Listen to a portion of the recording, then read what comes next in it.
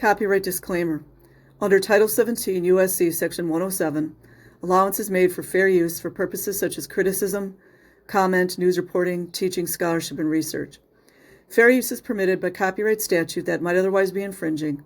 Nonprofit, educational, or personal use tips the balance in favor of fair use. Okay, I gotta record this again because I forgot to put my Do Not Disturb on. Darn it. Toronto cop who neglected slain woman's domestic violence complaint will keep his job. Constantine Sang-Yub Lee, one of two officers, who faced police act charge after interaction with victim Daniela Malia. What a pretty young lady. Daniela Malia, 23, was shot to death allegedly by her ex-boyfriend. 3 days. Watch the threes here, you guys. 3 days after reporting to police, he had threatened in text messages to hurt her. A Toronto cop who pleaded guilty to neglect of duty. Police act charges after failings to help Daniela Malia. A woman shot to death just days after reporting threats of intimate partner violence to police. Will keep his job despite the force, arguing he should be fired. I got a problem with that. In a July decision from the Toronto Police Disciplinary Tribunal, Supt Taufik Saliba ruled that Constantine Sang-Yub Lee will be demoted by one rank for at least 12 months. There's more threes there. And that he must complete any further training that the service deems necessary. Details of the ruling were first reported Thursday by the Toronto Star. Lee and his partner, Constantine Anson Alfonso, were charged with misconduct-related offenses by the Toronto Police Professional Standards Unit earlier this year for their dealings with Malia on August 15th, 2022.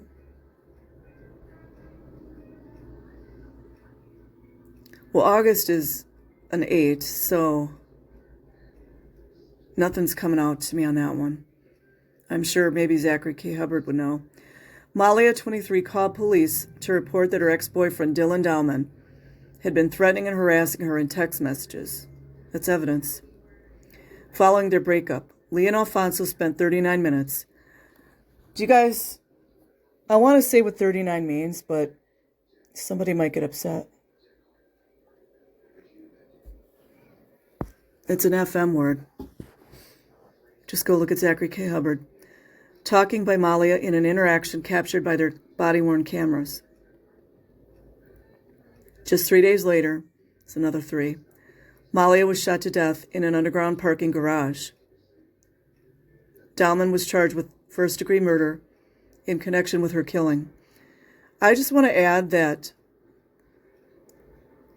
there are people in our population that believe in blood sacrifice. I'm not saying that these cops do, but there are people that believe in it. And they believe in ritual sacrifices to their gods so they can get power and money and fame and all this stuff. So it's always good to look at the numbers. Hold on.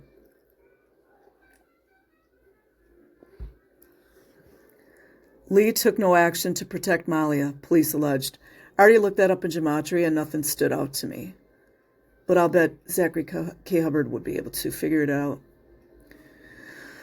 In police documents outlining misconduct charges against the pair, the Professional Standards Unit alleged that Lee and Alfonso took no action to protect Malia, despite having enough evidence to arrest Dowman for uttering threats.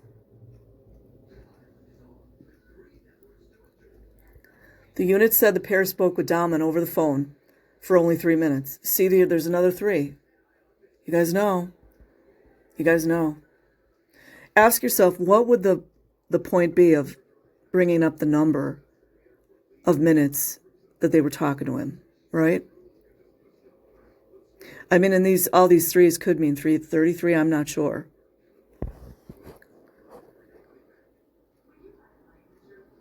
For only 3 minutes, warning him to stay away from Malia, and that they improperly considered the case to be a he said, she said. Allegedly, you guys. This is what trying to clean stuff up looks like. The pair also cautioned Malia though the evidence suggested she was a victim, according to the documents. I don't think they should ever wear the uniform again. If it means anything nowadays. Just you do wonder.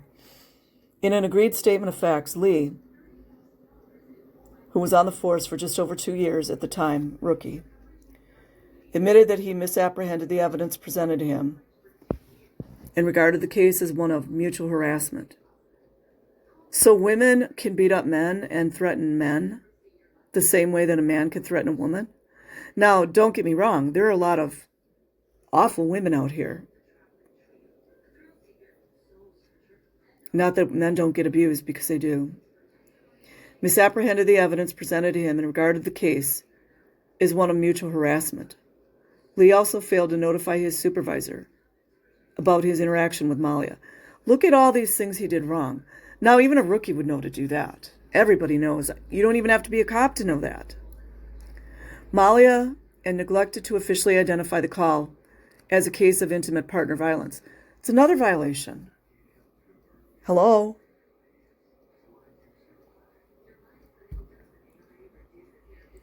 According to the agreed statement of facts, Malia told Lee and Alfonso that she did not want Dauman charged out of fear of retaliation. So they're kind of blaming it on her. And, she might have said that. And that she didn't want to see another black man go to jail. She instead asked about how to obtain a restraining order against Dauman. However, Toronto police protocol requires charges be laid in cases of intimate partner violence. They had enough evidence to lay charges.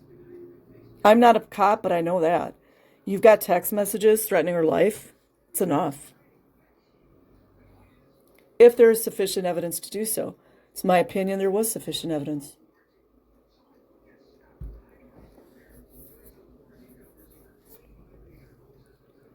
Officer Lee's actions constituted a failure to do his duty to act on information and evidence provided by the complainant. According to the statement of facts, his conduct constituted a substantial departure from what is expected of a reasonable police officer in these circumstances. Yeah, that's why he shouldn't be a cop anymore. And if you'll notice, you guys, a lot of little girls, children, they're called children. Crazy, huh? Young girls, children, and or women that come into the police departments to file rape charges or complain that they have been raped, the police don't do anything. That's misogyny. It's dereliction of duty. Lee pleaded guilty to 1 count of neglect of duty on April 14th. So 414. I don't know. The case against Alfonso, who faces a long list of charges, is still before the tribunal. His next hearing is scheduled for August 15th.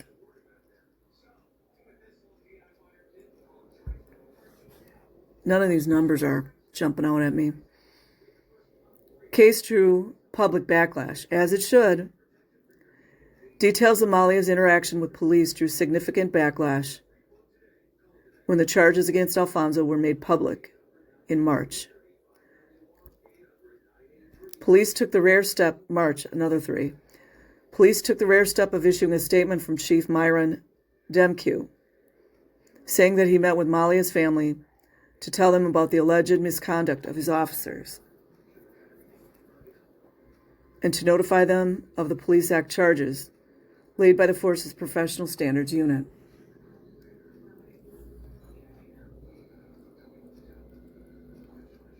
What is that last name, Demkew? It seems like Russian or something. Those who fail to follow procedure or to meet our clear professional standards will be held to account. Toronto Police Chief Myron Demkew, right, met with Malia's family personally to notify them. Okay. In her sentencing submission to the tribunal, Toronto Police Prosecutor Alexander Miller argued Lee should be fired. I agree with that. Lee had undermined public trust. Yeah, LAPD, listen to that one. That's what all those protesters / child advocates were trying to tell you.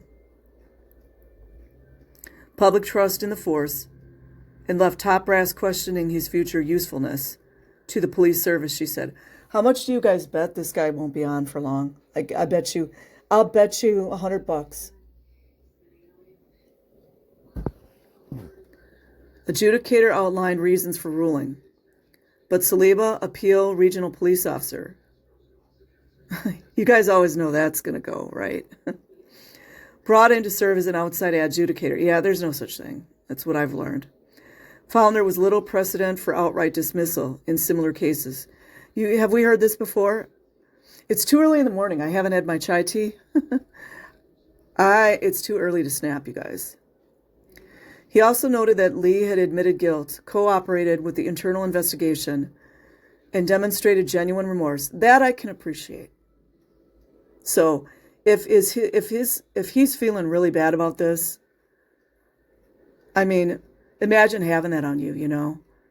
So, you know, just hearing that makes me feel maybe I'm being harsh.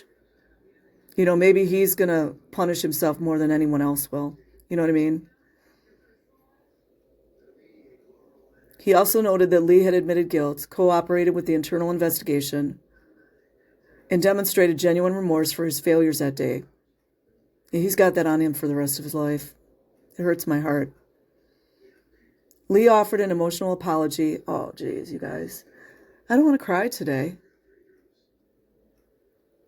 Not yet, anyways. To Malia's family during his hearing. Oh, you guys.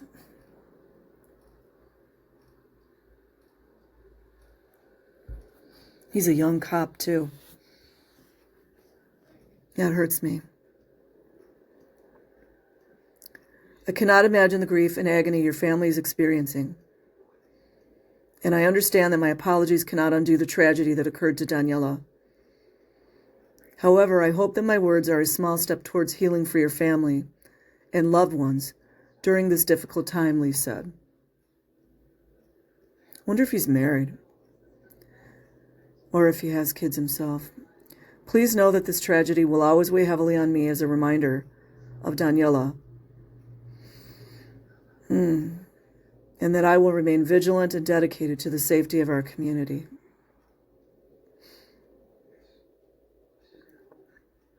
Saliba also said in his decision that he believed Lee's potential for rehabilitation and hence his usefulness to TPS and the citizens of Toronto to be quite high.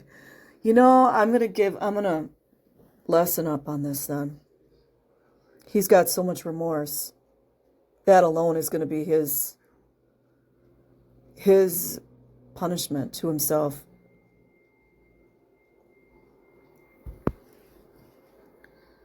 In choosing only to demote Lee, Saliba said he also took into consideration the fact that Lee's training at the Ontario Police College, they do cite training a lot, you guys, and Toronto Police College had been cut short by the COVID-19 pandemic.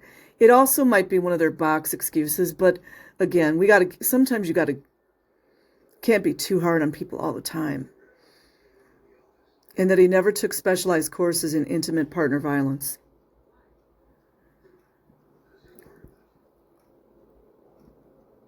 The Toronto Star also previously reported that Malia's father and two sisters, who all spoke at the April hearing, said they had forgiven Lee and did not wish for him to lose his job. Oh man, you guys. I didn't know this was coming.